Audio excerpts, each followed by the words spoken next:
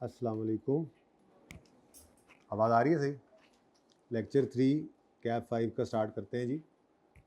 आवाज़ सही आ रही है स्पीकर में? नहीं आ रही? आ रही है? चल रहा है सही? आवाज़ थोड़ी ऊंची कर दो, मुझे लग रहा है ऐसे।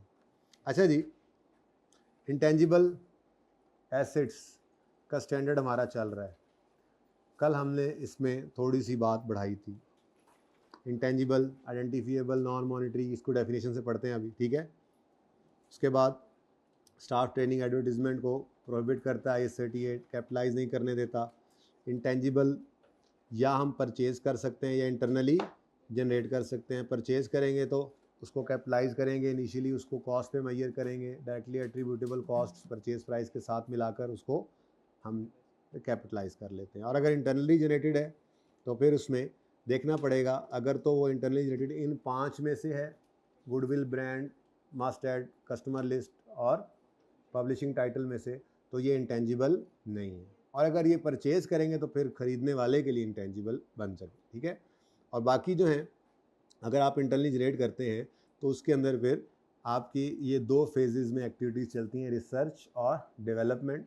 रिसर्च फेज़ के सारे खर्चे एक्सपेंस आउट, डेवलपमेंट फेज़ में 6 क्राइटेरिया मीट होने से पहले तक के खर्चे भी एक्सपेंस आउट, और 6 क्राइटेरिया मीट होने के बाद वाले खर्चे कैपिटलाइज। जब एक बार ये इंटेंजिबल बन जाता है, कोई भी ख़रीदा या बनाया, तो बनने के बाद या ख़रीदने के बाद वो इस्तेमाल होगा। जब इस्तेमाल होगा तो फिर उसको अमोर्टाइज़ करने की कहानी आएगी। तो ये रूल भी हमने कल पढ़ लिया था कि अगर इन प्रोग्रेस इंटेंजिबल है या इनडेफिनेट लाइफ वाला है या परचेज्ड गुडविल है, तो इनको आपने कभी भी अमोर्टाइज़ नहीं करना, हो नहीं सकते अमोर्टाइज़, लेकिन इसको इम्पेयरमेंट टेस्ट से लाजमी हर साल गुजारना है। क्वेश्चन नंबर 3 कल किया था, ठीक है। और अगर ये अदर्स में आता है, यानी कि इन 3 के अलावा है, तो फिर आपने उसको अमोर्टाइज़ करना है over shorter of useful life. और ये प्रैक्टिस कल करेंगे इंशाल्लाह, क्योंकि आज मेरा दिल है आज हम इंटेंजिबल का नोट बनाएंगे। लेकिन क्योंकि अभी आप ताज़ा टमाटो हैं, इसलिए फ़िलहाल हम थ्योरी पढ़ेंगे। जब आप ऐसे होने लग जाएंगे तो फिर हम न्यूमेरिकल की तरफ मूव करेंगे, ठीक है। और बहरहाल ये जो अदर्स होते हैं इनको आप अमोर्टाइज़ करते हैं और इम्पेयरमेंट टेस्ट से सिर्फ तब गुजारते हैं अगर कोई इंडिकेशन हो। थोड़ी सी इसकी प्रैक्टिस भी हमने की थी। कोई ऐसा बच्चा भी है जिसका आज पहला दिन है? अच्छा, माशाल्लाह। तो ये जो हमने पढ़ा है इसका क्या करेंगे? आई थिंक लेक्चर 2 अपलोड भी उन्होंने कल नहीं किया था, मैंने अभी कहा है, बहरहाल वो अवेलेबल हो गया है, इसको आपने ले लेना है लाजमी, ठीक है। अच्छा चले, तो क्वेश्चन नंबर 8 और question number 3 concept building questions में ये हमने किए थे। अब ज़रा थ्योरी को पढ़ते हैं और उसके बाद पास्ट पेपर्स पे चलते हैं, पता तो लगे कि हम कहाँ पे खड़े हैं। आज जो तीसरा दिन है, तो 2 दिन में हमने क्या तीर मारे हैं। पास्ट पेपर्स पे जा सकते हैं या नहीं? और जा सकते हैं इंशाल्लाह, आप देखेंगे। लेकिन उससे पहले थोड़ी सी आप लोगों की तवज्जो और ध्यान चाहिए, ठीक है। थोड़ी थ्योरी पढ़नी है, जो मैंने पढ़ानी है बस वही पढ़ेंगे, ठीक है।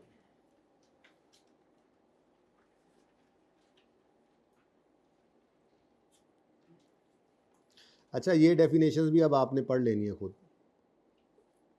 ठीक है। इसको अभी रोक दे, ये दोनों भी, ये अभी रहने दो, ठीक है। ऊपर वाली दोनों पढ़ लें, ओके। अच्छा जी, कंट्रोल किसे कहते हैं? Control means that company has power to obtain future economic benefits flowing from underlying resource. Underlying resource कहते हैं जिस एसेट की, जिस रिसोर्स की बात हो रही है। जैसे हमारी बात चल रही होगी एक सॉफ्टवेयर की, तो जिस सॉफ्टवेयर की बात चल रही है वो अंडरलाइंग एसेट, वो अंडरलाइंग रिसोर्स है, तो उसकी बात कर रहे हैं। कंट्रोल का मतलब क्या है कि कंपनी के पास पावर है, जिस रिसोर्स की बात हो रही है उससे फ्यूचर इकोनॉमिक बेनिफिट्स वो कंपनी ऑब्टेन करेगी, ठीक है। और दूसरों को उससे फ़ायदा लेने से रोकने की ताकत भी इसी कंपनी के पास है। ये कंट्रोल की डेफिनेशन है। जैसे मिसाल के तौर पे, ये मेरे दोस्त ने गाड़ी ले ली। अब इस गाड़ी में सर्दियों की ठंड से और बारिश से बचने का फ़ायदा इसी को मिलेगा, और साथ वाला भाई गाड़ी का दरवाज़ा खोल के बैठने लगे तो उसको रोकने की ताकत भी इसी के पास है। भाई किधर, ये मेरी गाड़ी है। तो अगर ये बात है कि इससे फ्यूचर बेनिफिट्स इन भाई साहब ने लेने हैं और दूसरों को फ़ायदा लेने से रोकने की ताकत भी इनके पास है, तो कहा जाएगा इस गाड़ी का कंट्रोल इनके पास है। ये कंट्रोल की डेफिनेशन है। Control means that a company has power to obtain future economic benefits flowing from the underlying resource, जिसकी बात हो रही है, and also can restrict the access of others to those benefits, और बाकियों को फायदा लेने से रोकने की ताकत भी इन्हीं के पास है, ठीक है। Control would usually arise where there are legal rights, for example legal rights over the use of patent or copyright। यानी आपके पास किसी का कोई पेटेंट है, कोई एक बंदा जिसके पास किसी चीज़ का पेटेंट है, कोई डिज़ाइन है, कोई पेटेंट है, ठीक है, उसको यूज़ करने का राइट आपके पास कब आएगा?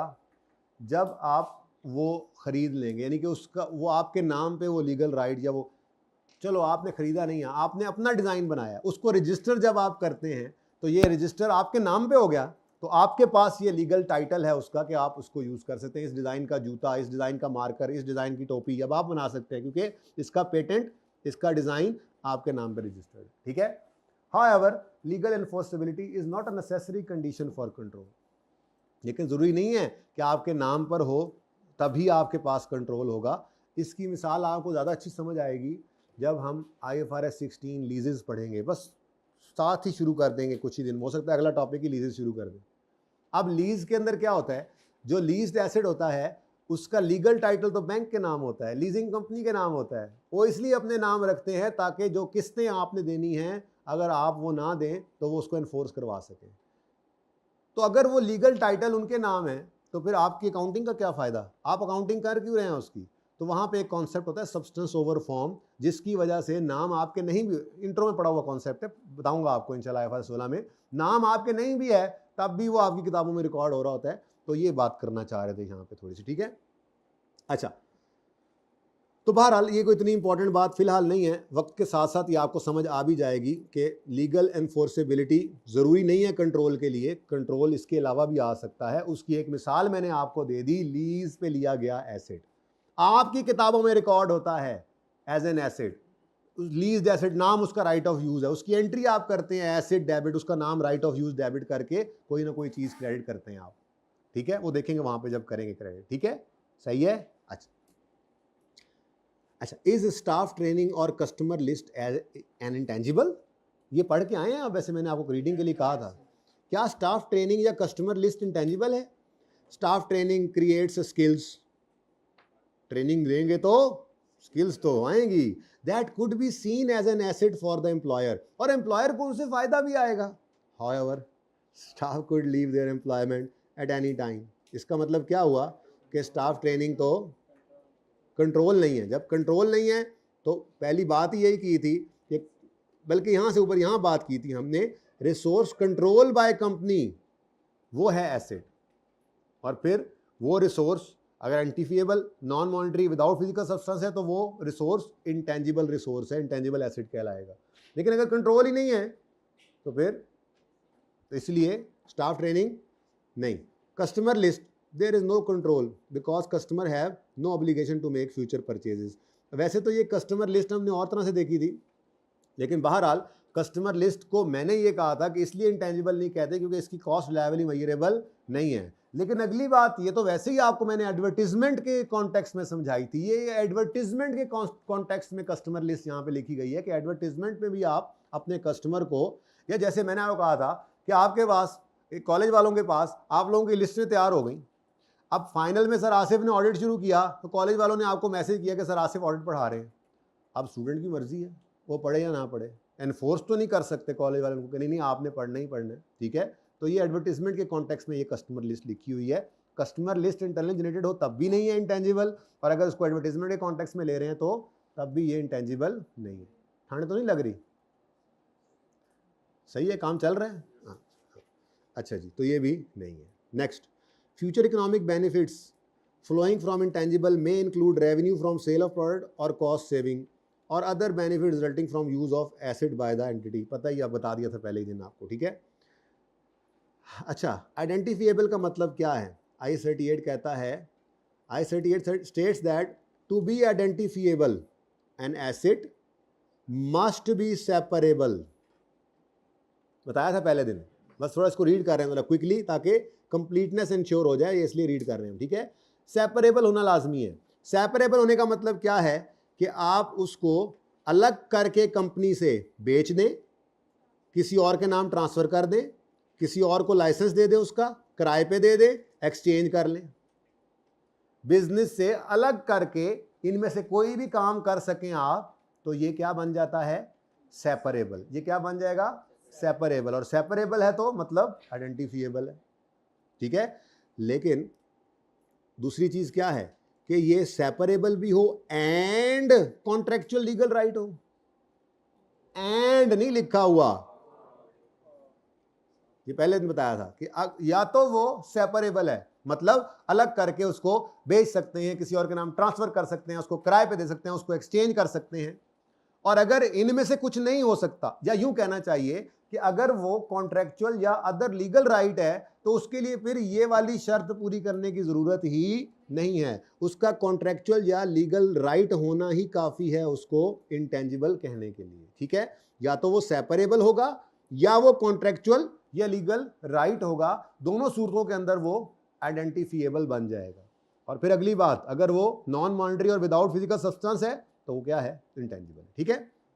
तो मस्ट अराइज फ्रॉम कॉन्ट्रेक्चुअल, ये और के साथ है। पहले वाली बात अगर नहीं है तो दूसरी बात होना जरूरी है कि वो कॉन्ट्रेक्चुअल या लीगल राइट, ठीक है। मस्ट अराइज फ्रॉम कॉन्ट्रेक्चुअल और other legal right regardless of whether those rights are transferable, separable from entity और फ्रॉम अदर राइट्स। एंड अगर वो लीगल या कॉन्ट्रेक्चुअल राइट है तो फिर पहले वाली शर्त जरूरी नहीं है, फिर ये काफी है कि लीगल या कॉन्ट्रेक्चुअल राइट है। अब लीगल लाइसेंस नॉर्मली आप ट्रांसफर नहीं कर सकते, मतलब कर सकते भी हैं, लेकिन नॉर्मली हुकूमत पाबंदी लगा देती है। ये लाइसेंस आपको हमने 5 साल के लिए दिया है, आपको असले का लाइसेंस मिल गया 5 साल का, अब आप वो ट्रांसफर नहीं कर सकते। आपको फिशिंग का लाइसेंस मिल गया, नॉर्मली आप उसको, गवर्नमेंट लगा देती है, कंडीशन लगी होती है कि ये नॉन ट्रांसफरेबल है, नॉन सेलेबल है, 5 साल आप ही कर सकते हैं ये काम करें तो, और उसके बाद फिर आपका राइट खत्म हो जाए, ठीक है ना।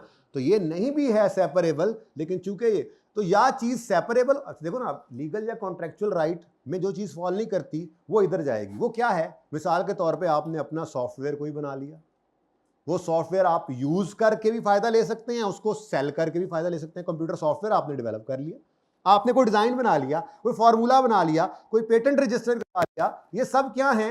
ये इधर नहीं आ रहे, ये ऊपर चल रहे हैं, ठीक है। सेपरेबल, सेपरेबल में सेपरेबल है तो इंटेंजिबल है। लेकिन अगर को आपको कोई लीगल या कॉन्ट्रेक्चुअल राइट मिला है, ठीक है, तो सेपरेबल होना उसके लिए शर्त नहीं, वो ट्रांसफरेबल नहीं भी है तब भी वो लीगल या कॉन्ट्रेक्चुअल राइट है, तो आप उसको भी इंटेंजिबल कहेंगे, ठीक है। Sufi limited incurred 3 lakh on a massive marketing campaign, वो ओम और वाली एग्जांपल दी थी ना, ये कोई वही लग रहे हैं। To promote a new product the accountant wishes to capitalise these cost. हजारों ख्वाहिशें अकाउंटेंट की ऐसी कि हर ख्वाहिश पे उसका दम निकले, हमारा नहीं निकलेगा, हमने नहीं करने देना इसको, ठीक है। The cost of advertising campaign is not separable as it can not be separate from entity and sold transferred. अच्छा जी, ये तो हो गया। Furthermore advertising campaign does not arise from contractual और लीगल राइट, ये इस कॉन्टेक्स्ट में बताया, तो उसको कह रहे हैं कि एडवर्टाइजिंग कैंपेन आइडेंटिफिएबल नहीं है, इसलिए एक्सपेंस आउट करेंगे हम। तो इससे भी आसान बात लेकर चल रहे हैं अपने साथ कि इसमें भी बात वही है जो ऊपर पढ़ के आए हैं कि आप एडवर्टीजमेंट कर भी लें तो आप कस्टमर को कंट्रोल नहीं कर सकते, इसलिए ये इंटेंजिबल नहीं है। नॉन मॉनिटरी होना चाहिए, identify and intangibles are non monetary item.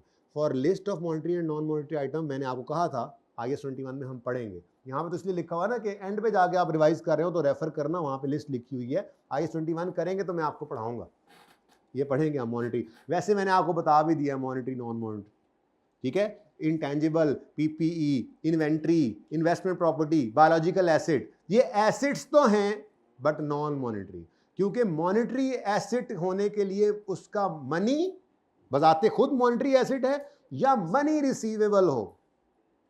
ऐसे ही financial liability, sorry, monetary item liability की साइड भी हो सकती है, ठीक है, मैं IFRS 9 में चला गया था। तो मॉनिटरी आइटम अगर बोलें तो मनी रिसीवेबल या मनी पेएबल, ये है मॉनिटरी आइटम, ठीक है। आपका इन्वेस्टमेंट, आपकी कोई इन्वेस्टमेंट, आपने कोई प्लाजा खरीद के रखा हुआ है इन्वेस्टमेंट पर्पज के लिए, आपका एसेट है पर मॉनिटरी एसेट नहीं है। अगर आप इसको बेच देंगे, कैश आ गया, वो तो है ही मनी, कैश मॉनिटरी आइटम है। और अगर आपने उसको उधार पे बेचा है, 6 महीने बाद पैसे आने हैं, तो जो रिसीवेबल है वो भी मॉनिटरी आइटम, ओके। तो ये नॉन मॉनिटरी होता है। Without physical substance, intangibles have no physical substance, यानी हम उनको टच नहीं कर सकते, ठीक है। फिर मैंने आपको ये बात बताई थी कि सफ़ा लाइसेंस जिसके ऊपर लिखा हुआ है वो सफ़ा या सीडी जिसके अंदर सॉफ्टवेयर मौजूद है उस सीडी को टच कर सकते हैं, सफ़े को टच कर सकते हैं, तो ये उसको टेंजिबल नहीं बना देता। बल्कि असल में क्या है, सफ़े के ऊपर लिखा हुआ है एक राइट, तो उसके पीछे जो राइट है, राइट टू फिश या राइट टू माइन, ठीक है, ठीक, वो राइट दरअसल इंटेंजिबल है। सीडी के अंदर जो सॉफ्टवेयर है वो सॉफ्टवेयर इंटेंजिबल। ओके, अच्छा, so non physical form increases the difficulty of identifying the asset. इसीलिए तो पीपीई के अंदर ऐसी बात उसने नहीं की थी कि आइडेंटिफिएबल हो जिसके अंदर सेपरेबल हो, या सीधी सीधी बात होती थी, सामने पड़ा है एसेट, बस ठीक है, नज़र आ रहा है। तो आइडेंटिफिएबल होना मुश्किल हो जाता है क्योंकि ये फिजिकल सब्सटेंस, फिजिकल एग्जिस्टेंस उसकी होती नहीं है, ठीक है ना। Example, computer software of a computer controlled machine. Computer software for a computer controlled machine, यानी आपकी एक फ़ोटोकॉपी मशीन जैसे होती है, ठीक है, उस फोटोकॉपी मशीन के ऊपर भी आपको पता है, यहाँ पर वो फोटोकॉपियर के पास अगर आप जाएंगे ना तो यहाँ पे उसके एक वो ऐसे करके एक स्क्रीन सी लगी होती है जिसके अंदर पूरा एक सॉफ्टवेयर चल रहा है, पूरे एक कंप्यूटर की तरह से स्क्रीन होती है जिसमें उसकी डिफरेंट कमांड्स, डिफरेंट चीज़ें हैं। तो वो जो स्क्रीन के ऊपर सारा काम चल रहा है वो एक सॉफ्टवेयर के तहत चल रहा है, एक सॉफ्टवेयर होता है उस मशीन का, वो स्पेसिफिक है उसी मशीन का, ठीक है। That can not operate without that specific software. कहते हैं जी ये मशीन इस सॉफ्टवेयर के बगैर चल ही नहीं सकती। या जैसे मैंने कल आपको लैपटॉप की मिसाल दी थी, ठीक है, इसके अंदर जो ऑपरेटिंग सिस्टम है यानी विंडोज, इसके बगैर ये लैपटॉप चल ही नहीं सकता।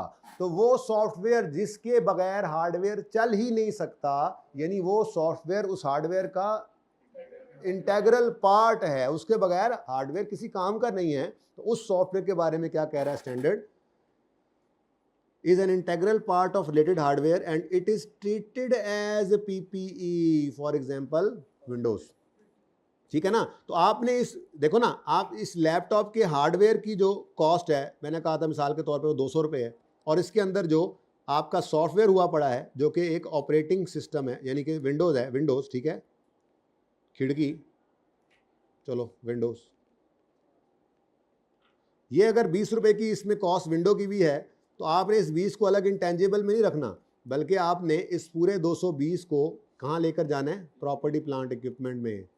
आपके पीपीई के नोट के अंदर लैपटॉप का एक कॉलम आएगा जिसमें पूरी 220 की कॉस्ट जा रही होगी, क्योंकि ये 20 रुपये के बगैर ऊपर वाला 200 भी किसी काम का नहीं है। ये फोटोकॉपी मशीन है, इस फोटोकॉपी मशीन में जो हार्डवेयर है उसकी कॉस्ट 500 रुपये है, लेकिन इसके अंदर जो सॉफ्टवेयर है वो 30 रुपये का है, तो पूरा 530 आपका पीपीई है। वो ये कहना चाह रहे हैं कि जब आपका, आप पढ़ो जरा इसको, computer software for a computer controlled machine that can not operate without specific software. Computer software एक मशीन का है जिस मशीन को आप नहीं चला सकते इस स्पेसिफिक सॉफ्टवेयर के बगैर, तो ये इंटेग्रल पार्ट है इस हार्डवेयर का, तो ये ट्रीट करेंगे, it is treated as PPE, ठीक है, सही है। ये कल किसी ने सवाल भी किया था। ओके, चलें आगे, दूसरी एग्जांपल। अच्छा, दूसरी बात मैंने साथ ही कर दी थी कि आपने ये लैपटॉप खरीद लिया, 220 रुपये पे इसको कैपिटलाइज कर लिया, अब बाद में आपने इसके ऊपर ऑफिस इंस्टॉल करना था, उसके लिए आपने जो है वो भी पैसे देकर खरीदना होता है, पायरेटेड ना खरीदें तो, ठीक है। तो आपने मिसाल के तौर पे 50,000 रुपये खर्च करके सॉफ्टवेयर माइक्रोसॉफ्ट से परचेज कर लिया। अब ये जो माइक्रोसॉफ्ट ऑफिस था, इसके बगैर तो ये सॉफ्टवेयर, ये लैपटॉप चल रहा था। बोलो, क्या ये उसका इंटेग्रल पार्ट है या बाद में आपने इंस्टॉल किया? आपने कोई गेम इंस्टॉल करनी थी इसके ऊपर, पैसे देकर 10,000 रुपये खर्च करके आपने पैसे खर्च करके कोई गेम खरीद ली, आपने वो इंस्टॉल कर दी। आपने पीडीएफ अच्छे वाला फुल फंक्शंस वाला इंस्टॉल करना था, आपने 5,000 रुपये उस पर खर्च किया और उसको इंस्टॉल कर दिया। ये सारे सॉफ्टवेयर ऐसे हैं जिनके बगैर लैपटॉप चल रहा था, ठीक है, तो उसका इंटेग्रल पार्ट। तो ऐसे सॉफ्टवेयर जो होंगे वो आपने अलग से परचेज्ड इंटेंजिबल कह के उनको अपने रिकॉर्ड करना है इंटेंजिबल एसेट्स के अंदर। Got it? पढ़े जरा आगे। Computer software other than operating system is an intangible asset, for example licences, patents, motion picture films etcetera, ठीक है, चलें आगे। तीसरी एग्जांपल है मार्फू limited acquired a fishing licence, the directors insist that it is a physical asset since it ये तो हम पहले नहीं बात कर ली थी डायरेक्टर होश करो, कुछ होश के नेल्स लो। कहता है कि जी ये पीस ऑफ पेपर है, ये तो क्या है, फिजिकल एसेट है। Although fishing licence has a physical form, licence का सफ़ा जो है उसकी तो फिजिकल फॉर्म है, द रिलेटेड लीगल डॉक्यूमेंटेशन जो कि डॉक्यूमेंट है, but actually it is just a piece of paper. And real thing behind piece of paper is fishing rod, which has no physical substance, so it is an intangible under IS 38. तो ये सारी बातें ज़बानी कलामी आपके साथ की हुई थी, काश कि आपने पढ़ लिया होता। पढ़ लो ये पैरा 4 भी। Some intangible assets may be contained in on or on a physical substance such as compact disk in case of computer software, legal document in case of license. In determining whether an asset that incorporate both intangible and tangible should be treated under IS 16 or as an intangible under the standard, ANTI uses judgment to assess whether. वैसे ये तो इतनी साफ साफ examples हैं, वो असल में ये कहना चाह रहा है कि अगर कोई चीज़ ऐसी है जिसमें आपको नज़र आ रहा है कि जी अब सफ़ा भी है और लाइसेंस भी है, CD कॉम्पैक्ट डिस्क भी है और उसके अंदर सॉफ्टवेयर भी है, ठीक है, तो अब आपने इसको IS 16 में रखना है या IS 38 में रखना है, तो उसके लिए आप जजमेंट यूज़ कर लो, ठीक है। तो भाई सादी सी बात है, जजमेंट यही है। अब CD की कॉस्ट कितनी को होगी, प्लास्टिक की एक CD होती है, शायद 10 रुपये भी उसकी कॉस्ट ना हो, लेकिन आप उसको 10,000 रुपये में ख़रीद रहे हैं, तो आप पैसे असल में दे किसके रहे हैं, जो उसके अंदर मौजूद सॉफ्टवेयर है। लाइसेंस एक सफ़े की कितनी कीमत है, 2 रुपये का एक सफ़ा होगा, आप उसको 10 लाख रुपये में ख़रीद रहे हैं, आप 5 साल के लिए जो राइट ले रहे हैं वहाँ पर माइनिंग का या फिशिंग का, आप दरअसल उसकी कॉस्ट पे कर रहे हैं, उस सफ़े की कॉस्ट पे नहीं कर रहे। तो जजमेंट यूज़ करें, इतनी जजमेंट तो आपकी होगी, ठीक है। For example computer software for a computer control machine, ये तो वही आ गया है, ठीक है, ठीक है, ये आपने रीड कर लेना है बस, बिल्कुल रीड ऑनली है एक बार, बल्कि ऊपर सारी एग्जाम्पल में यही करके आ रहे हैं, ठीक है, डन और सही है। हमने पता है कहाँ तक जाना है,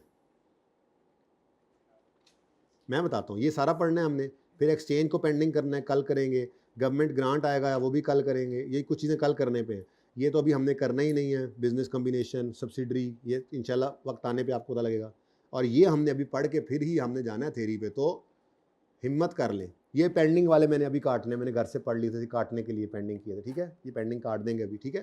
तो ये हमने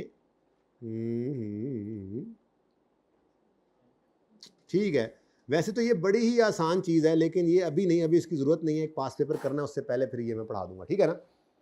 किसी की रिसर्च आप खरीद लें तो देखेंगे इंशाल्लाह। तो आ जाओ जी, बिस्मिल्लाह, तो सही है, बस पढ़ना ज़रूरी है। जैसे ये आपको ज़बानी कलामी पढ़ाया गया, आपने FAR 1 इंट्रो में भी इनको पढ़ा, इंटेंजिबल कॉन्टेक्स्ट में यहाँ पे भी पढ़ लें, एक बार पढ़ना ज़रूरी है। नंबर मुफ्त के होते हैं, नहीं पढ़ा होता तो ये मुफ्त में जाते भी हैं, पढ़ा होता है एक बार तो ये मुफ्त में आते भी हैं, ठीक है। लेकिन उससे पहले ज़रा इधर देखें, इनिशियल रिकग्निशन ज़बानी बताया था आपको, IS 16 की तरह से है। इनिशियल रिकग्निशन मतलब है रिकॉर्ड कब करें, और इनिशियल मेजरमेंट कितनी अमाउंट पर करें, ये दो बातें होती हैं। लेकिन इनिशियल रिकग्निशन मतलब क्या होता है, कब रिकॉर्ड करना है, कब रिकॉर्ड करना है, और इनिशियल मेजर, एंड का मतलब है कि इनिशियल इसके साथ भी लगा हुआ है।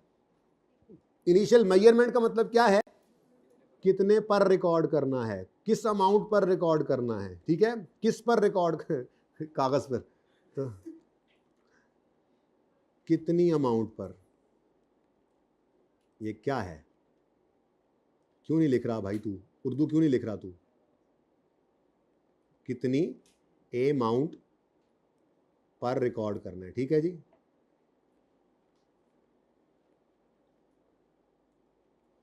डन जी।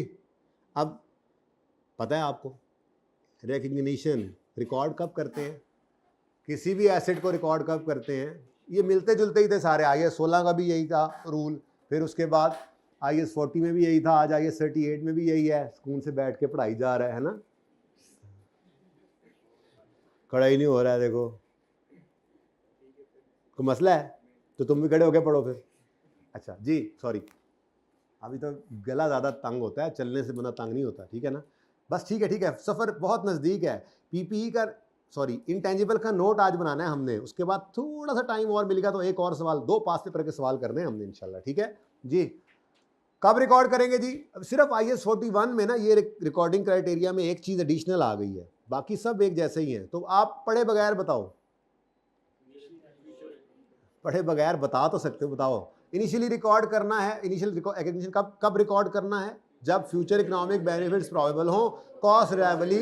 भाई बचपन से ये बात सुनते सुनते 55 तक पहुंच गए हैं, ठीक है, पढ़े। The recognition of an item as intangible require an entity to demonstrate that the item meets the definition of intangible. वो जो ऊपर पढ़ के आए, आइडेंटिफिएबल हो, नॉन मॉनिटरी हो, विदाउट फिजिकल सब्सटेंस हो, जब ये बात पूरी हो जाए तो फिर रिकॉर्डिंग क्राइटेरिया की तरफ आते हैं। इंटेंजिबल की डेफिनेशन मीट कर गया तो अब अगली बात क्या, ये पढ़िए, पहले ये पढ़ लो। The above requirement applies to cost incurred initially to acquire internally generate और internally generate intangible and those incurred subsequently at replace. ठीक है, इसको जरा फिलहाल साइड पे कर दो, कोई जरूरत नहीं है इसको, ठीक है। अब पढ़ो रिकॉर्डिंग क्राइटेरिया क्या है। An intangible asset must be recorded if and only if it is probable that future economic benefits specifically attributable to asset will flow to company and cost of asset can be measured reliably. वही दो बातें जरा थोड़ी मुश्किल अंग्रेजी में लिखी हुई हैं, ठीक है। The entity shall assess the probability of expected future economic benefits using reasonable and sustainable assumptions that represent management's best estimate of set of economic conditions that will exist over useful life of asset. बिल्कुल एक फजूल बात है, याद रखने की जरूरत नहीं है, ठीक है, बता दिया आपको। ये कह रहा है असल में ना, वही कह रहा है future economic benefits are probable. ये आपने बड़े ध्यान से और बिल्कुल एक रीजनेबल और सपोर्टिव अजम्पशंस लेते हुए इसको जज करना है कि फ्यूचर इकोनॉमिक बेनिफिट्स प्रोबेबल हैं या नहीं है। ऐसे ही नहीं बस हाँ लगता है हमें होगा बस फ्यूचर बेनिफिट, नहीं भाई ऐसे नहीं, फिर इंटेंजिबल रिकॉर्ड नहीं करना, ठीक है ना। तो बस ये ऐसे ही है फजूल बात। कैसे कैसे आप इंटेंजिबल एक्वायर कर सकते हैं, याद है आपको मैंने कहा था दो तरह के इंटेंजिबल हैं, या आप परचेज कर सकते हैं, यानी कि दो तरह से आप इंटेंजिबल को जो है वो आपके पास आ सकता है, या खरीद ले या बना ले। अब वो एक्वायर करने के लिए क्या क्या कह रहा है, आप इसको अलग से परचेजें, शुरू से पढ़ के, company might obtain control over intangible in a number of ways. Intangible might be purchase separately, जाके सॉफ्टवेयर खरीद लिया बाजार से।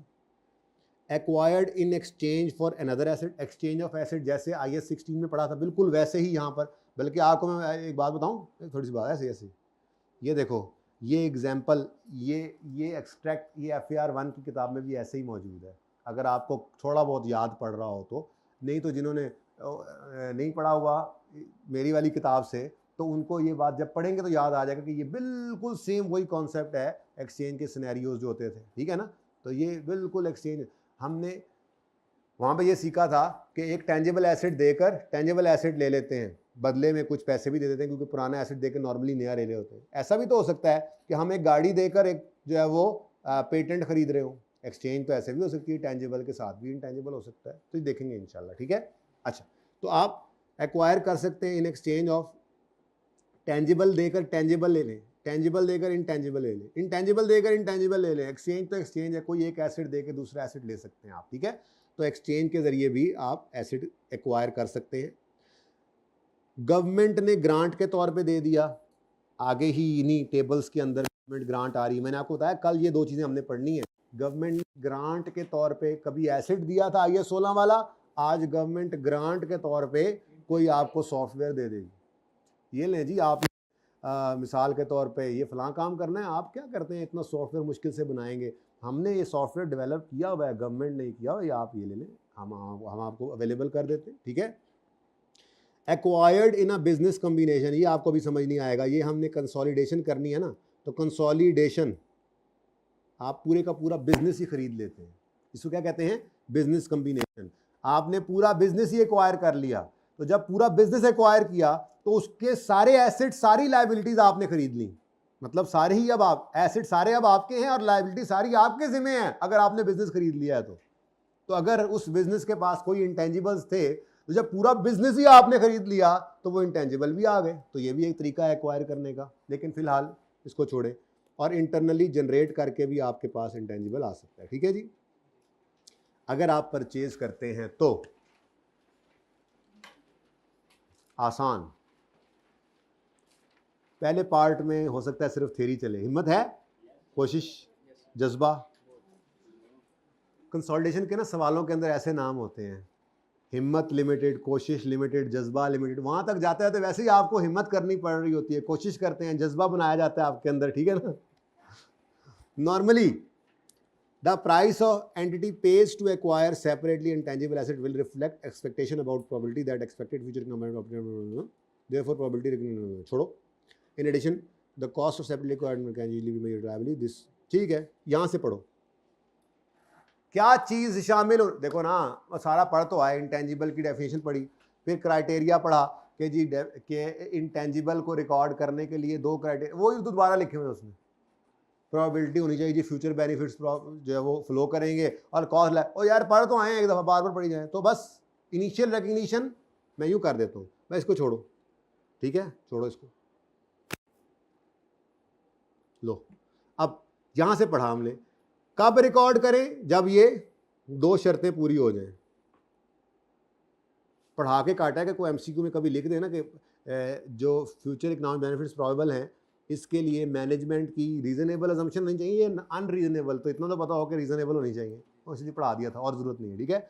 कब रिकॉर्ड करें, जब 2 क्राइटेरिया मीट हो जाए। कितने पर रिकॉर्ड करें, इनिशियली किस पर, कॉस्ट, ठीक है। तो कॉस्ट में क्या क्या शामिल होना चाहिए, तो वो हम पढ़ रहे हैं यहाँ पे। तो the cost of a separately acquired intangible, सिर्फ इसकी बात हो रही है, बाकी गवर्नमेंट ने ग्रांट के तौर पे दिया वो अलग ट्रीटमेंट पढ़ते हैं, बिजनेस एक्वायर किया पूरा उसमें इंटेंजिबल आ गया, कंसोलिडेशन में जाकर पढ़ेंगे, इसलिए फिलहाल सिर्फ किसकी बात हो रही है, अकेला आपने सॉफ्टवेयर खरीद लिया जाके कोई, ठीक है। तो कोई इंटेंजिबल अगर आप सेपरेटली एक्वायर करें तो उसकी कॉस्ट में क्या क्या होना चाहिए, परचेज प्राइस बिल्कुल वही लगेगा, IAS 16 चल रहा है, import duties, non refundable purchase taxes after deducting trade discount and rebates, जुमला भी वही कॉपी पेस्ट है, जाके देख लेना IAS 16 के अंदर, ठीक है। और साथ क्या हो जी, डायरेक्टली एट्रीब्यूटेबल, हाँ अब ये थोड़ा सा फर्क पड़ जाता है, ठीक है। जैसे आपने कोई प्लांट इंपोर्ट किया तो बाहर से वो शिप पे आएगा तो उसका किराया होगा, लेकिन आपको सॉफ्टवेयर के लिए शायद शिप ना चाहिए हो, वो तो एक छोटी सी USB में भी आ जाएगा, तो थोड़ा सा फ़र्क हो सकता है। उसकी इंस्टॉलेशन के लिए इंजीनियर्स आए थे, मिस्त्री मजदूर बुलाए थे, इसकी इंस्टॉलेशन के लिए आपको जो है वो कंप्यूटर इंजीनियर बस बुलाने पड़ेंगे, मिस्त्री मजदूरों की जरूरत नहीं पड़ेगी, तो थोड़ा सा नेचर बदल सकती है, लेकिन कॉन्सेप्ट अभी भी वही है। डायरेक्टली एट्रीब्यूटेबल कॉस्ट का मतलब क्या होता है, एसेट को मैनेजमेंट की इंटेंडेड कंडीशन और लोकेशन में लाने तक के सारे खर्चे उस एसेट के लिए डायरेक्टली एट्रीब्यूटेबल कॉस्ट हैं, उसकी कॉस्ट में ऐड होते हैं। तो बस क्या चीज़ होनी चाहिए जी कॉस्ट में शामिल, परचेज प्राइस, इंपोर्ट ड्यूटीज, ये होती ही नॉन रिफंडेबल है ना, और नॉन रिफंडेबल परचेज टैक्सेस, लेकिन कोई डिस्काउंट रिबेट मिले तो उसको माइनस कर देना है, ठीक है। ट्रेड डिस्काउंट नहीं, अब तो हम सेटलमेंट डिस्काउंट माइनस करते हैं, पता है आपको, ट्रीटमेंट बदल गया है, इंट्रो से करते आ रहे हैं अब तो। Next, any directly attributable cost of preparing the asset for its intended use, ठीक है। आपने एक सॉफ्टवेयर खरीद लिया, अब वो सॉफ्टवेयर जो है वो आपकी IT एनवायरनमेंट में नहीं चल सकता, तो आपने एक प्रोग्रामर को बुलाया, उसने 15 दिन के अंदर उसको चेंज किया और उससे 2 लाख रुपए आपसे ले लिए। अब ये जो 2 लाख रुपए उसने आपसे लिए हैं, ये कस्टमाइजेशन की कॉस्ट आपको क्यों पड़ी है, क्योंकि आपकी जो इंटेंडेड यूज़ में उस सॉफ्टवेयर ने आना था वो इसके बगैर नहीं आ रहा था, तो आपको सॉफ्टवेयर फिर 10 लाख का नहीं, 10 लाख वो जो मिसाल को आप परचेज प्राइस पे की थी उसमें ये 2 लाख ऐड करके पड़ा 12 लाख, ठीक है। अब आगे एग्जांपल्स आती हैं, बिल्कुल वैसे ही, बड़ी इंपॉर्टेंट ये डिस्कशन है, ठीक है। एग्जांपल्स डायरेक्टली एट्रीब्यूटेबल कॉस्ट की क्या है, एम्प्लॉय बेनिफिट्स,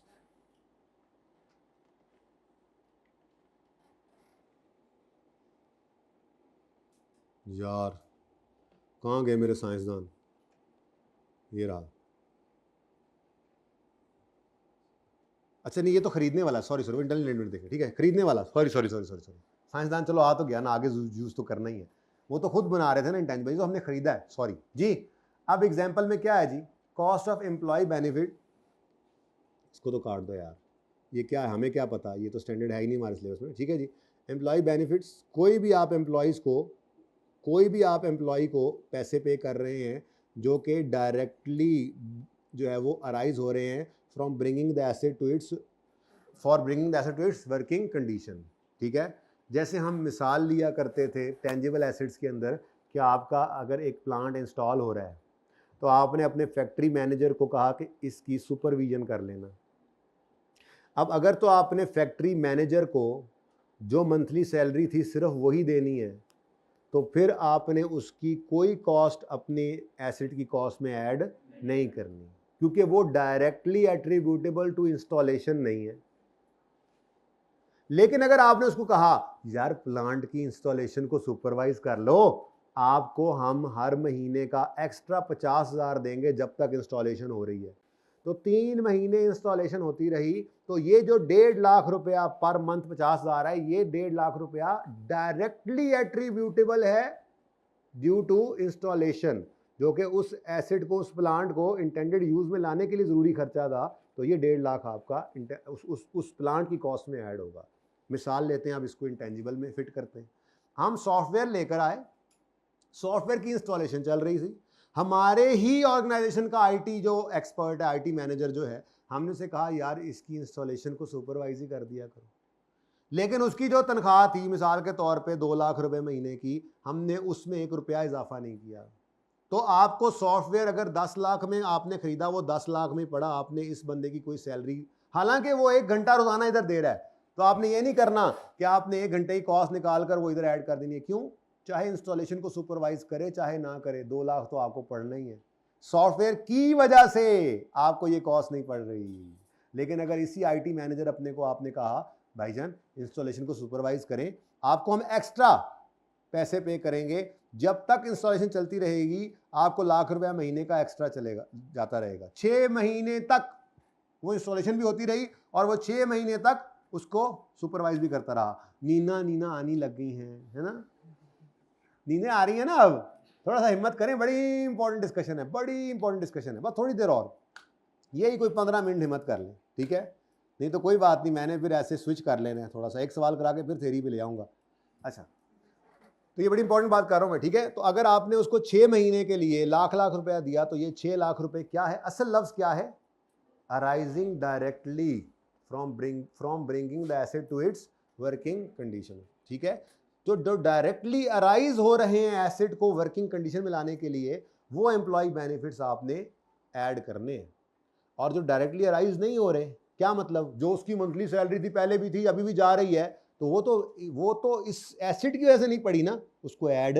तो ये बहुत इंपॉर्टेंट, ये कई जगह आगे जाके आपको यूज करना पड़ेगा। ये जो मैंने यहाँ पर लिखा, ये अराइजिंग डायरेक्टली फ्रॉम ब्रिंगिंग, इसको अक्सर जगहों पर स्टैंडर्ड लिखा हुआ है डायरेक्टली एट्रीब्यूटेबल। क्या लिखा होता है? Directly add. अच्छा जी, प्रोफेशनल फीस, आपने जो सॉफ्टवेयर इंजीनियर्स बुलवाए हैं इंस्टॉलेशन करने के लिए, उनको जो पैसे आप पे कर रहे हैं, ठीक है, तो प्रोफेशनल फीस जो है वो भी directly from bringing the asset to its working condition arise हो रहे हैं, तो वो भी क्या है? वो भी कॉस्ट का पार्ट बनेगी। और फिर टेस्टिंग के लिए कोई कॉस्ट, कि आया कि ये फंक्शन कर रहा है प्रॉपरली या नहीं कर रहा, तो ये टेस्टिंग कॉस्ट भी क्या करेंगे? आप इस कॉस्ट में ऐड कर देंगे जो इंटेंजिबल की आपने बनाई है। और कौन सी चीज़ें नहीं आएंगी ये भी पढ़ते चलो। Examples of expenditure that are not part of cost are cost of introducing, ये भी वही लाइन चल रही, वही कॉपी पेस्ट हुआ पड़ा है। इंट्रोड्यूसिंग अ न्यू प्रोडक्ट और सर्विस, आपने इश्तिहार लगा दिए, ठीक है? किस चीज़ का इश्तिहार लगाया? आपने एक ऐप डेवलप की है, ठीक है, येंगो के बाद जो चैंगो, ठीक है, तो चैंगो आपने लॉन्च कर दिया, अब सॉफ्टवेयर बन गया है, अब आपने इश्तिहार चलाना शुरू कर दिए उसके कि हम भी अब आ रहे हैं जी, चैंगो भी आ रहा है अब लाहौर में, ठीक है? अब ये जो एडवर्टीजमेंट आप कर रहे हैं, ये आप इंट्रोड्यूस कर रहे हैं अपनी न्यू प्रोडक्ट या सर्विस को, तो ये तो मार्केटिंग या एडवर्टीजमेंट कॉस्ट है, इसको आपने इस इंटेंजिबल की कॉस्ट में ऐड नहीं कर देना। जो आपने चैंगो का ऐप बनवाने के लिए सॉफ्टवेयर डेवलपर्स को खर्चा दिया है, वो खर्चा तो इंटेंजिबल की कॉस्ट का पार्ट बनेगा, लेकिन उसकी मशहूरी के लिए आपने कोई इश्तिहार लगाए हैं तो उसको एसिडी कॉस्ट में, इंटेंजिबल की कॉस्ट में ऐड नहीं कर लेना। Cost of conducting business in a new location, अब चैंगो जो है वो हमने पेशावर में भी लॉन्च करनी है, तो अब वो पेशावर में लॉन्च करने के लिए हमें अपने स्टाफ को पश्तो भी सिखानी पड़ेगी। तो यहाँ पे जो 2-3 हमारे जो पश्तून भाई आए हुए थे, हमने उनको हायर किया और उन्हें कहा हमारे स्टाफ को जो है, पता लगा ना कि यहाँ पे सीए करने काफ़ी सारे आए हुए हैं, तो अब ये जो सॉफ्टवेयर कंपनी बनवा रही थी, इन्होंने कहा चलो ठीक है इनको ही हायर कर लेते हैं। तो इन्हें कहा कि जी आपने हमारे स्टाफ को पश्तो सिखानी है। अब 1 महीना इन्होंने पश्तो सिखाई और अपने पैसे ले लिए, अपनी फीस चार्ज की, ठीक है। तो जो चैंगो ऐप वाले हैं, क्या वो इस कॉस्ट को जो उन्होंने अपने स्टाफ की ट्रेनिंग के लिए इनकर की, क्या इसको भी ऐप की सॉफ्टवेयर की कॉस्ट में ऐड कर सकते हैं? नहीं, ये तो ट्रेनिंग है। ये तो वही बात बन गई फिर, एडवर्टीजमेंट और ट्रेनिंग, ये वहां से भी बात मिल गई, एडवर्टीजमेंट है और ये ट्रेनिंग है, ठीक है। और administration and other general overhead cost, यही वो मैं जो एग्जांपल दे रहा था कि हमारे आईटी मैनेजर की जो मंथली सैलरी है वो तो ऑलरेडी एडमिन कॉस्ट थी, उसका तो कोई लेना देना इसके साथ था ही नहीं। तो एडमिन या अदर कॉस्ट जो है, तो ये आगे जाके ना देखोगे आप, ये लिखा होगा एडमिन और अदर जनरल ओवरहेड्स, ये कभी भी एसिड कॉस्ट का पार्ट नहीं बनाने। लेकिन आगे लाइन एक लिख देगा स्टैंडर्ड, आगे वेबसाइट कॉस्ट में देखेंगे जाके ऐसे लिखा होगा, अनलेस डायरेक्टली एट्रीब्यूटेबल।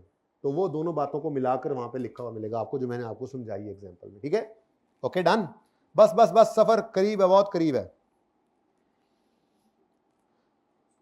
एसिड के अंदर कॉस्ट को रिकॉर्ड करना रोक दो जब एसिड उस कंडीशन में और उस मैनर में पहुंच गया है जिसमें मैनेजमेंट चाह रही थी, ठीक है। Therefore cost incurred in using और redeploying intangible asset and initial operating losses are not included in carrying. बिल्कुल IAS 16 चल रहा है, जाके मैं कह रहा हूं बार बार देख लेना, ये वही वाली लाइनें हैं, बड़ा IAS 38 के अंदर हुआ है, कॉपी पेस्ट है ही ऐसे मिलते जुलते, ठीक है। तो क्या कह रहा है, जब आपकी ऐप तैयार हो गई है ना, ठीक है, रेडी टू यूज है, अब लोग इंस्टॉल करके उसको यूज कर सकते हैं, तो उस वक्त सारे खर्चे जो थे उसमें जो ऐड होते रहे, उस वक्त वो खर्चे ऐड करना रोक दो, कॉस्ट में ऐड करना चीजों को रोक दो, ठीक है। अब अगर बाद में आप कहते हो कि जी हमने इसको इस कंप्यूटर से अनइंस्टॉल करके इस कंप्यूटर में इंस्टॉल करवाना है, या इस दफ्तर से अनइंस्टॉल करके कोई दफ्तर चेंज करना है, कहीं और इंस्टॉल करवाना है, तो जो बाद में प्रोग्रामर्स ने आके ये काम आपको करके देना है, तो इसको रीडिप्लॉइंग कहते हैं। इसके ऊपर जो कॉस्ट आएगी ये भी एसिड कॉस्ट में ऐड नहीं करनी। फिर इनिशियली आपको ऑपरेटिंग लॉसेज आ रहे हैं, अभी लोगों को चेंगो का पता नहीं चला ज़्यादा, ठीक है, आपके खर्चे ज़्यादा हैं, आपके स्टाफ की सैलरी ज़्यादा है, आपके सर्वर्स की कॉस्ट ज़्यादा है, लेकिन अभी आपको अर्निंग कम हो रही है, तो इनिशियल ऑपरेटिंग लॉसेज ये भी एसिड कॉस्ट में ऐड नहीं करने होते, ठीक है। ठीक है, और जो इनकम एक्सपेंसेस होते हैं डायरेक्टली एट्रीब्यूटेबल ना हो, ठीक है, उनको P&L में आपने फेंक देना है, इसको अभी पेंडिंग करें, ये IFRS 15 तक पेंडिंग ही रहेगा, या शायद पहले मैं पढ़ा दूं कहीं पे जाकर, ठीक है। वो ये कहना चाह रहे हैं कि अगर आपने आज इंटेंजिबल खरीदा है, ठीक है, और उसकी पेमेंट आपने कही है 5 साल बाद करेंगे, तो फिर आपने सिर्फ इंटेंजिबल के पैसे नहीं देने हैं, लेट पेमेंट पे इंटरेस्ट भी देना है। तो ये अभी हमने पढ़ा नहीं है, इसको छोड़ो, पेंडिंग, ये पता नहीं कब तक पेंडिंग रहेगा, ये मैं इंशाल्लाह कल करवाऊंगा एक्सचेंज। गवर्नमेंट ग्रांट कल करेंगे, ये गुडविल वाला पता नहीं कब करेंगे, और बस आखिरी सवाल देखो, तो 10 मिनट रह गए इधर से। ये है ज़ौक, है हिम्मत, कोशिश, जज्बा। अच्छा चलो एक काम करते हैं, पहले नोट बनाते हैं, रह क्या गया, ये 1 सफ़ा, ये 2 सफ़ा। ये देखो मैं आपके लिए काम कितना आसान करने लगा हूं, ये मैंने पढ़ लिया था, ये पेंडिंग काट दो, एक और पेंडिंग भी था ऊपर है, ये पढ़ लिया था मैंने, आपके लिए पढ़ लिया था मैंने। पेंडिंग इसलिए किया था, मैंने पढ़ना था ना, ऐसे थोड़ी अन्य वाह पेंडिंग काट दें, हैं जी, अब देख के काट दें, ठीक है। तो देखो कितना थोड़ा सा काम रह गया, बस यहां तक हमने आना है। तो ये 1 सफ़ा, ये 2 सफ़ा, तो पहले पढ़ लें। मैं भी थक गया हूं थोड़ा सा, तो पहले नोट बनाते हैं, ठीक है, उसके बाद यहां वापस आते हैं, ठीक है। ओके डन, चलो फिर सवाल लगते हैं, पास पेपर्स पे चलें, चलें चलें चलें चलें। पास पेपर आपके पास हैं, बुक ले ली है? कितने बच्चों ने नहीं ली अभी तक बुक? जरा बुला दें किसी को, माशाअल्लाह सारे पेंट नहीं ली हुई, कोई पास पेपर नहीं है, जल्दी से बुला लें किसी को। है नोट्स में, नोट्स में दिखाएं, 7 है ना, यस, AIL है आई थिंक इसका नाम ना, और रलदा मिल रही यार, जी हो गया यार, और यार इसका सोल्यूशन भी नजर आ रहा है आपको, छुपा लें, बस यही सवाल करना है एक, अल्लाह करे होमवर्क वाला भी हो। सुभान अल्लाह, पास पेपर 15 मौजूद है ना, आपको थ्योरी के 2 सफ़े पढ़ाने और पास पेपर 15 आपको होमवर्क में देना है। किस में देना है? होमवर्क में। आ जाएं जी, पास पेपर 7 आपके हैंडआउट में मौजूद है।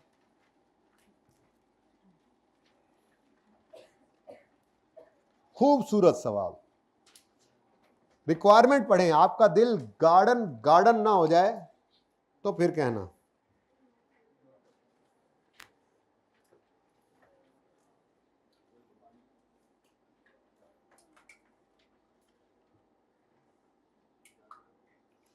अच्छा जी, कहाँ थे हम? गार्डन गार्डन पे।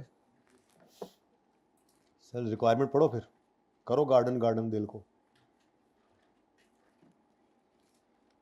Prepare a note on comma comma intangible assets inverted commas for inclusion in IAL 2 comma financial statement. चलो जी, नोट बनाना है। मुझे क्यों लग रहा है आपको नोट भूल गए होगे, सब पेपर में भी नहीं ना आया है ना, तो हमने FAR 1 में नहीं दिया, तो इस दफा FAR 2 में IS38 का देख लो, ये पास पेपर का सवाल है, 16 का है। यहां से देखना शुरू करते हैं, मोस्ट रिसेंट से देखना शुरू करते हैं। ये देखें, oh, prepare a note on correction of error. ऐसी मार भी पड़ती है, ये तो है ही FAR 1 का सिलेबस। तैयारियां फाड़ लो। चलो ये कोई और रिक्वायरमेंट है, चलो ये कोई डिस्कस है, चलो एक्सप्लेन है, चलो कंप्यूट है, चलो लेजर बनाने हैं। अच्छा, ये ज़रा इसके अलावा भी इंटीग्रेटेड टॉपिक्स में ना, जहाँ 2-2 टॉपिक्स मिक्स होते हैं, वहाँ पे भी पड़े हुए हैं इसके नोट। ज़्यादा टेंशन नहीं लेनी, ठीक है? हाँ, मत समझो कि बस यही सवाल हैं दुनिया के अंदर और हैं ही नहीं, वो चैप्टर भी आपके सामने आएंगे, किताब को तो आने दो, ठीक है? बहरहाल हम वापस वहीं पहुँच गए। 2020 के अंदर ये नोट उसने मांगा हुआ है, काबिल, ठीक है? उसके बाद तो ये डिफरेंट है, फिर यहाँ पर नोट मांगा हुआ है 19 के अंदर भी, और ये 20 के बाद भी आया हुआ है, वो इंटीग्रेटेड टॉपिक्स के अंदर पड़ा हुआ है। 3 तरह के सवाल करता है इसमें से नॉर्मली, ठीक है? आपसे डिस्कशन कह देगा, कॉन्सेप्ट होगा तो डिस्कस करोगे। आपसे जर्नल एंट्रीज सीधी वाली भी मांग लेता है, और गलती करा के रेक्टिफाइंग एंट्रीज भी मांग लेता है, और आपसे नोट भी बनवा सकता है। और चौथा काम तो बहरहाल हो ही सकता है, फाइनल अकाउंट्स आपके सिलेबस में मौजूद है, एक्सट्रैक्ट्स भी बनवा सकता है, फाइनल अकाउंट्स के सवाल में एडजस्टमेंट भी डाल सकता है। तो इंशाल्लाह इसको बिल्कुल हर तरीके से आपने तैयार कर लेना, हम करेंगे, हर तरह के सवाल हमने करने, ठीक है? तो बस जो करवाया जाए करते रहना आप, ठीक है? फिलहाल तो हम वापस आ चुके हैं। किधर गया? अच्छा, ये भी नोट ही है, इजी नहीं लेना नोट को, और फिलहाल ये नोट। चल, अच्छा जी, प्रिपेयर करें note on intangible for including IAL for the year 30 June 2016 in accordance with IFRS। लेकिन इससे पहले मैं कहने लगा था कि हो सकता है आपको भूल गया हो नोट, तो क्यों ना हम एक छोटी सी रिवीजन मारें, ठीक है? इतनी छोटी रिवीजन होगी कि आपको पता नहीं लगेगा रिवीजन होगी। मिसाल के तौर पे, बिल्डिंग 500 रुपये की बिल्डिंग ओपनिंग में आ रही थी, हमने इस दफ़ा एक और बिल्डिंग बनाई या ख़रीदी 100 रुपये की, एक बिल्डिंग हमने 70 रुपये की बेच दी, क्लोजिंग बैलेंसिंग बताओ, ठीक है जी? अच्छा, उसके बाद ये अज्यूम फिगर्स हैं, ठीक है? अज्यूम फिगर्स हैं। अक्यूमुलेटेड डेप्रीसिएशन की अगर बात करूं तो ऐसे ही 50 रुपये की डेप्शन ओपनिंग में आ रही थी, और 15 रुपये की, और डिस्पोजल की 7 रुपये की, और क्लोजिंग ऐसे जी। अब ये ही लेजर आपने स्टेटमेंट फॉर्म में कन्वर्ट कर देना होता था, आपका नोट बन जाया करता था। हम कहा करते थे नोट तो कुछ भी नहीं, ऐसी नज़र लगी कि नोट आया ही नहीं है जी। तो FAR 1 में नोट इस दफ़ा उसने नहीं ना बनवाया, लेकिन वही काम जो नोट में करना होता है करवा तो उसने लिया ही था, वही रिवैल्यूएशन, वही एक्सचेंज की ट्रांजेक्शन, वही सब कुछ। तो काम तो सारे ही करने होते हैं। हमने कोई भी टॉपिक है जर्नल एंट्री से शुरू करते हैं। हमने कल जर्नल एंट्रीज की थी, मैंने आपको रिसर्च डेवलपमेंट में जर्नल एंट्रीज सिखाई थी। आज वाले सवाल में वही रिसर्च डेवलपमेंट है, लेकिन उसने जर्नल एंट्रीज नहीं मांगी। सीखा हूँ जर्नल एंट्री से था, उसने नोट मांग लिया। तो नोट में वही काम कर देंगे, कोई मसला नहीं, ठीक है जी। तो नोट ऐसे बनता था, हम कहते थे जी कंपनी ABC, नोटशुदा financial statements for the year ended, इस तरह करके हम लिख दिया करते थे, ठीक है। उसके बाद आप लिखते थे, कोई ऐसा नंबर डाल लेते थे, आप कहते मिसाल के तौर पर नंबर 8, प्रॉपर्टी प्लांट इक्विपमेंट, पूरा नाम लिखते थे, ठीक है। उसके बाद आप लिखते थे gross carrying amount, gross carrying amount. अच्छा, इसमें भी रीवैल्यूएशन मॉडल है, टेंशन नहीं लेनी। हाँ जी, ओपनिंग, एडिशन, डिस्पोजल, बट ठीक है, पता है आपको, इस सवाल में नहीं है मेरे ट्रांसफर एक्यूमुलेटेड डेप्रीसिएशन होता है, तो पता है आपको ट्रांसफर आ जाएगा, इधर ट्रांसफर, रीवैल्यूएशन, नीचे भी ट्रांसफर, रीवैल्यूएशन होगी तो तब ना, भी मेरे सवाल में नहीं है ना, ठीक है। एडिशन डिस्पोजल ना, तो मैं ये भी मिस कर देता, जितना है बस वही लिखें, टाइम बचाएं अपने लिए, कॉम के लिए। ओपनिंग, डेप्रीसिएशन एक्सपेंस, डिस्पोजल की, फिर वही ट्रांसफर और क्लोजिंग। अब